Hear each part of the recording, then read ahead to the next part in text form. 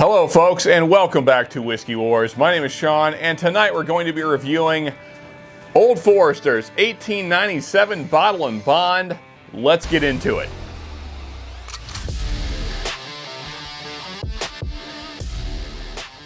Okay, here's our bottle for tonight, Old Forester's 1897 Bottle and Bond. And of course, this is part of the Whiskey Row series. This was the second bottle released in the Whiskey Row series, and this bottle commemorates the Bottle and Bond Act of 1897.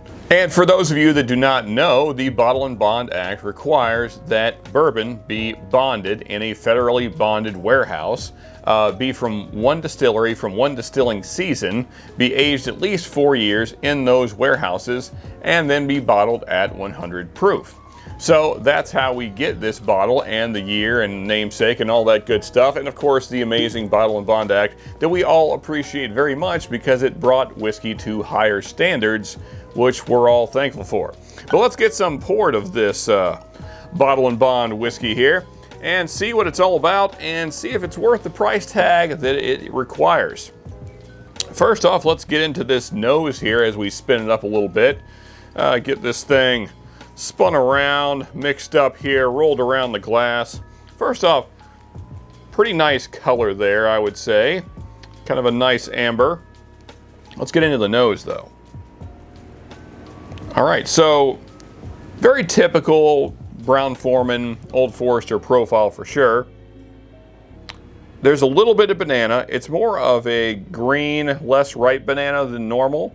There's also a pretty good apple note that you don't find on all Old Forester products, so that's kind of interesting. Nice caramel, nice rich brown sugar. There's a little cinnamon showing through, a little black pepper. Nice toasty oaks. Like, I mean, you can really smell the charred oak barrel. All in all, a pretty nice nose, I would say. There is also just a very slight sourness, kind of like the sourness you would get off an apple. Not super sour, but just a little bit of sourness coming through there. And also a little bit of a red fruit note, which I would say is also not something you find real often in a Brown-Forman product. I would say like a very ripe strawberry. Now though, let's get into the taste, the part that matters. Okay, so pretty light on the palate actually. Light sweetness up front, a little bit of caramel, a little brown sugar, but a very light brown sugar on the front end. Then you start to get that kind of apple note, and it's almost like a green apple on the palate. Also, a little bit of that strawberry note showing up. I would say the apple is probably the most present note.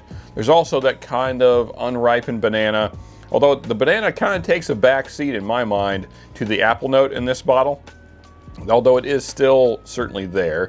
And then you get kind of more richer caramel flavors, more brown sugar. There's a nice kind of cinnamon spice paired with all that. So you can kind of picture this kind of fruit dessert going on there with the cinnamon and the caramel. All in all, not too bad. I would say it is lighter than I expected, so that's kind of nice. I've had this bottle for a while, but it's been a while since I've revisited it. So kind of cool to get back into it. Let's go one more sip here though and focus on that finish.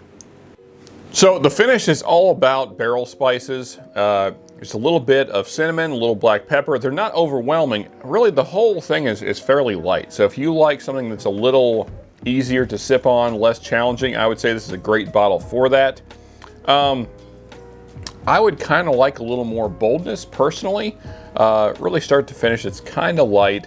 Yeah, it's not bad by any means. Very chill, very relaxing.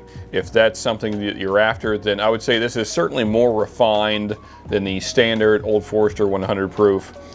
Certainly a lighter finish, less sharp notes on the palate and the finish. So if you want that kind of profile, that kind of toned down, softer profile, then I would say this is certainly worth the extra money. It is about twice the price of your standard Old Forester 100 proof, but if you like those kind of lighter tones, easier to sip on, more relaxing, just kind of kick back and relax kind of bourbon, then I would say this is certainly a buy. And so I'm gonna rate it based on that being what you're going after. So this is a $40, $45 bottle in my area. And I think it's a good pour for sure. It feels like just a solid, I'll bump it up a little. I'm gonna say 7.2 out of 10. A good one for sure. Nice notes. I wish there was a little more going on, but certainly nice and kind of different than your typical Brown-Forman profile, so that's also nice to find. Anyway, folks, if you have enjoyed this video, please hit that like button. Hope it's been entertaining, all those fun things. And also, if you want to see more reviews from us, then that's that button right there. And here's the subscribe thing right there, so do both those. And until next time, folks, just remember, you can never have too much good whiskey.